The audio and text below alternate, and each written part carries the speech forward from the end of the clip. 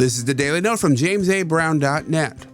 The CDC released its most recent top 10 causes of death in America list, and I think it's worth reading from beginning to end. Heart disease, cancer, accidents, stroke, lung disease, Alzheimer's, diabetes, kidney disease, liver disease, and rounding out the top 10, suicide.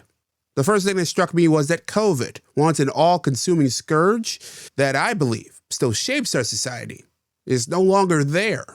The rest are all about how we eat, how we move, how we drink, how we cope.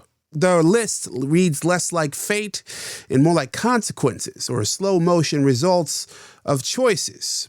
Some ours, some made for us by the systems we live in. So what's your takeaway about how we die? Let me know on JamesABrown.net. On that note, I'm James A. Brown, and as always, be well.